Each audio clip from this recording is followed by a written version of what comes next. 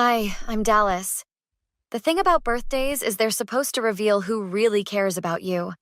My 30th was going to be epic. Backyard barbecue, karaoke, and my favorite people.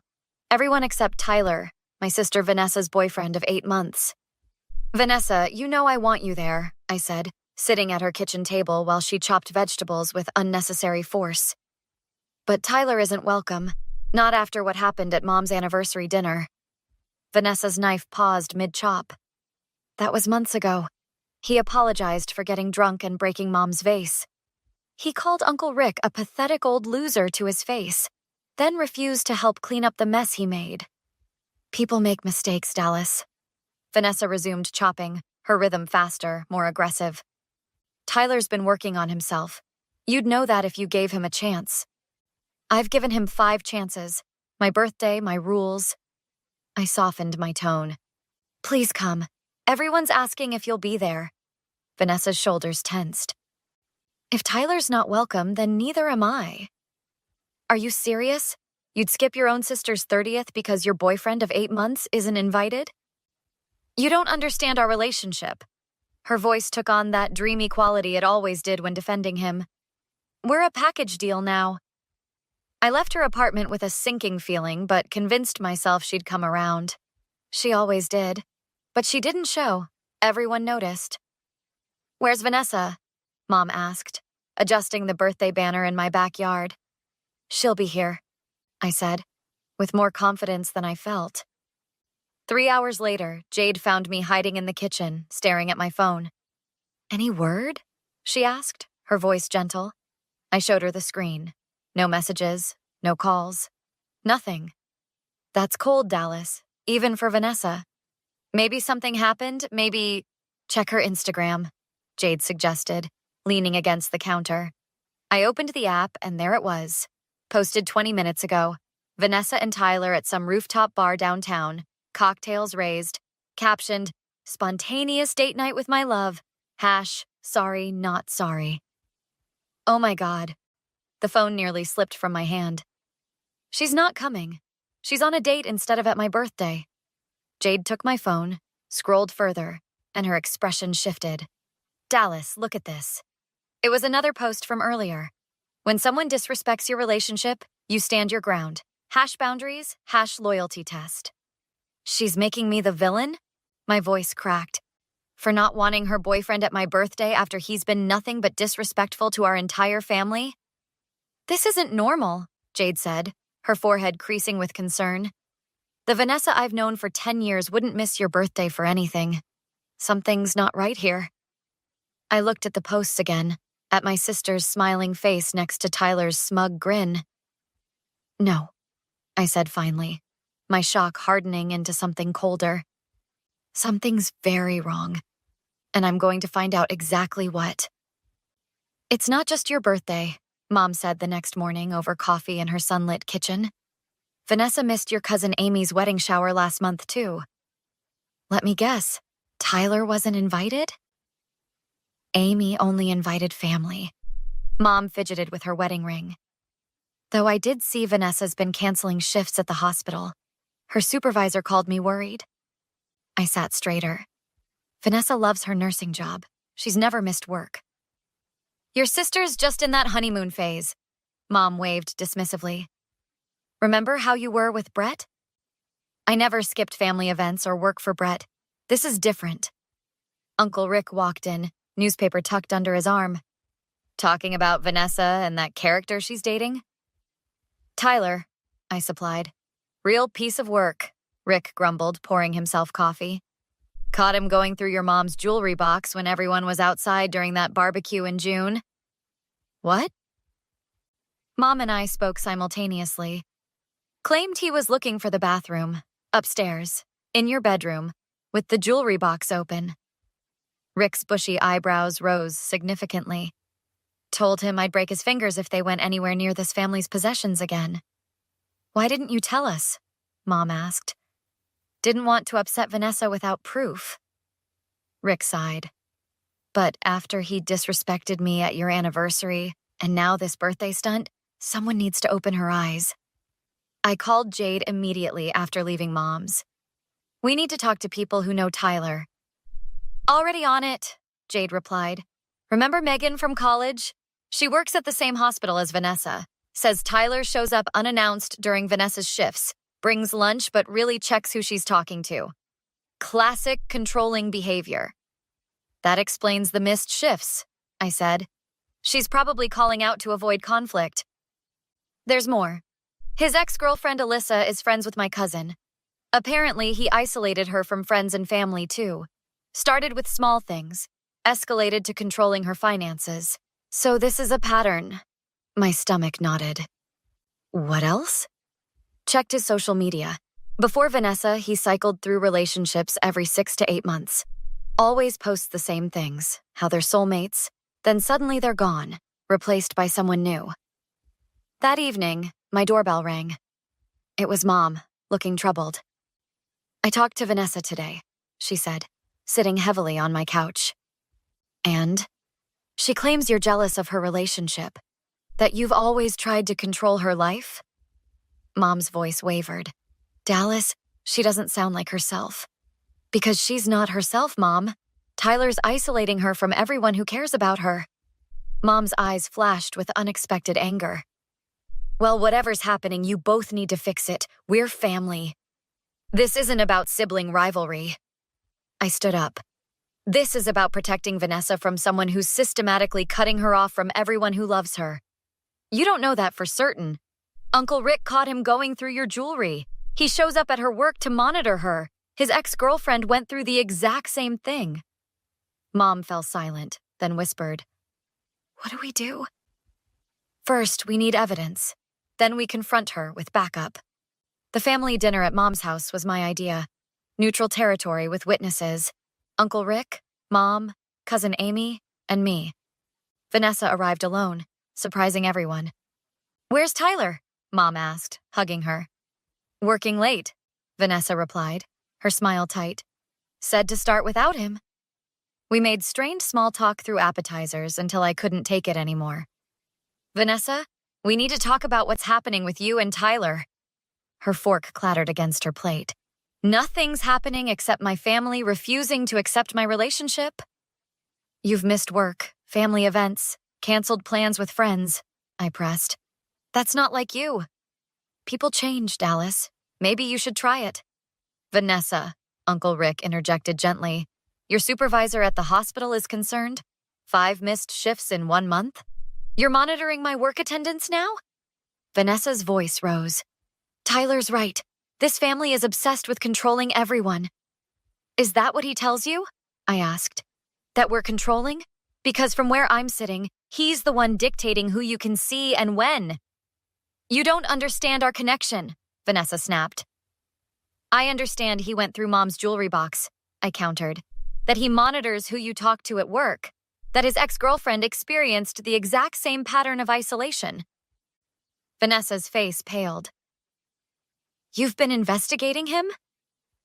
We've been trying to understand why our Vanessa, who never missed a family event in her life, suddenly disappears when her boyfriend isn't invited. The front door opened and Tyler walked in, all charm and apologetic smiles. Sorry I'm late, everyone. Traffic was a nightmare. The atmosphere instantly shifted. Vanessa's entire demeanor changed, shoulders tensing, eyes darting to Tyler for approval. Perfect timing, I said. We were just discussing your pattern of isolating Vanessa from her family and friends. Tyler's smile didn't waver. Sounds like someone's jealous Vanessa finally has a healthy relationship. Healthy relationships don't involve monitoring who she speaks to at work, I replied. Tyler's eyes narrowed. Vanessa, we should go.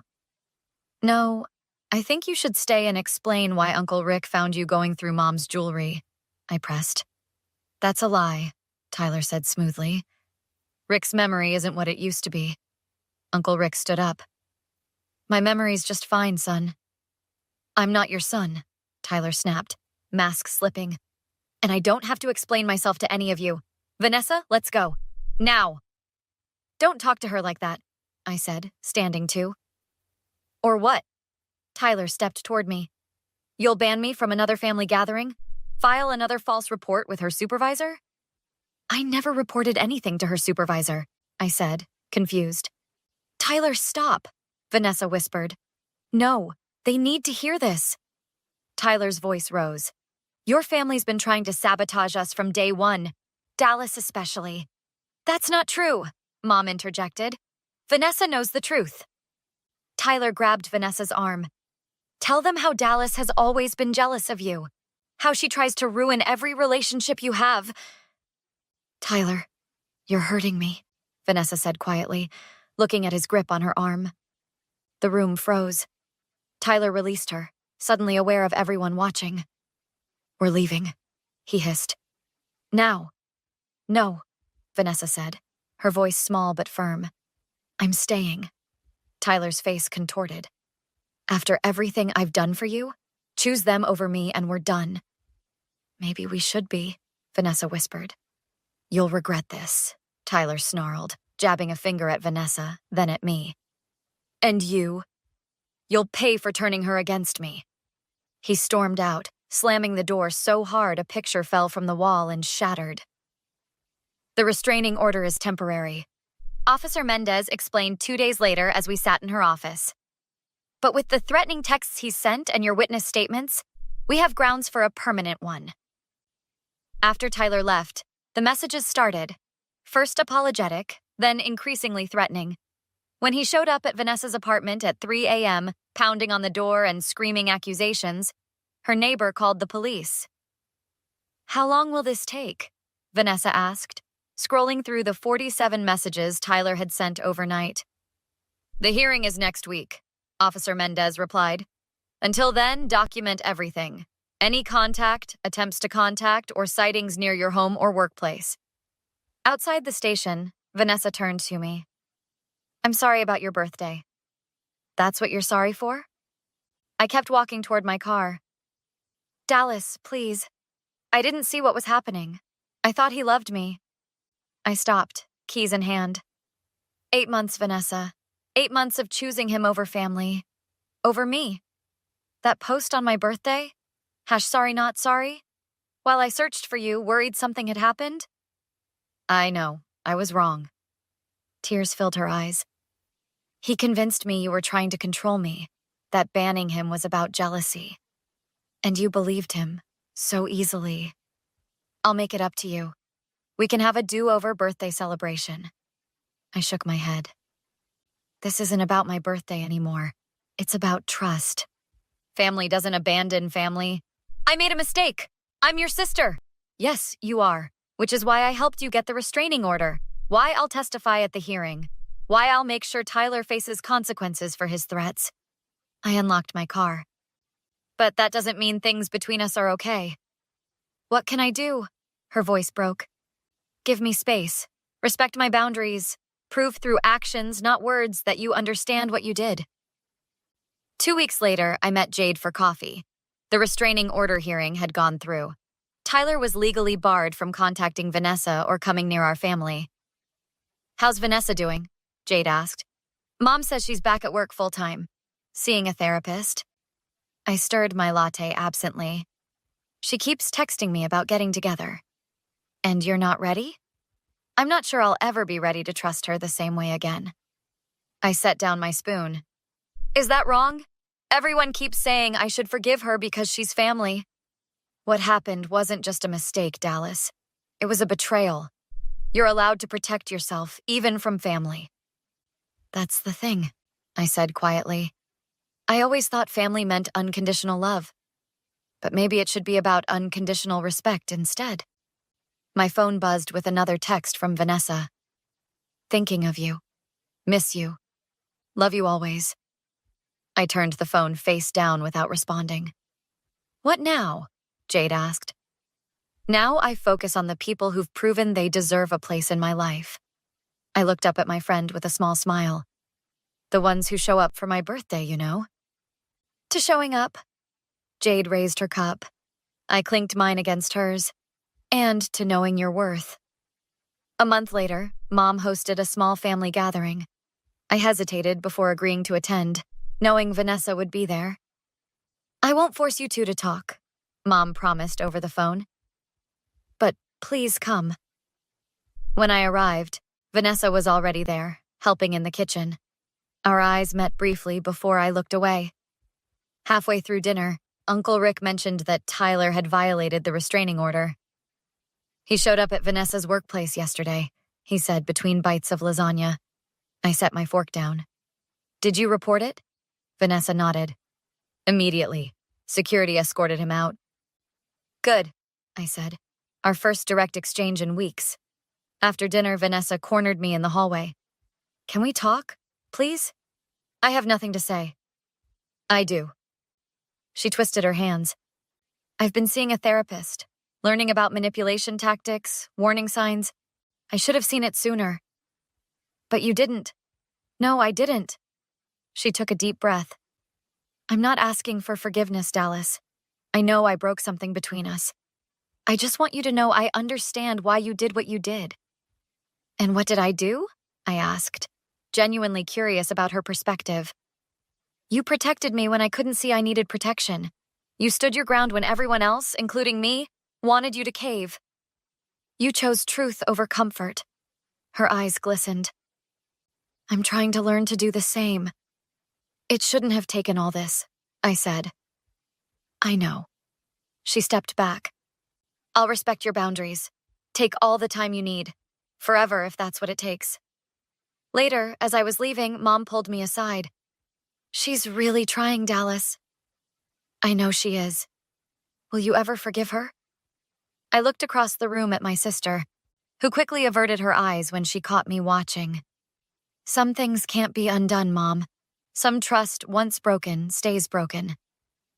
But your sisters, she insisted. Yes. I picked up my purse. And that's why I'll always be here if she truly needs me. But being family doesn't mean erasing boundaries or pretending betrayal never happened. On the drive home, my phone lit up with a text from Vanessa. Thank you for coming tonight. It meant a lot. I didn't respond, but I didn't delete it either. Some wounds heal, but they still leave scars. And that's okay. Scars remind us where we've been and why we should never go back. What would you do in Dallas's situation? Would you eventually forgive your sister, or do some betrayals cross a line that can't be uncrossed? Let me know in the comments.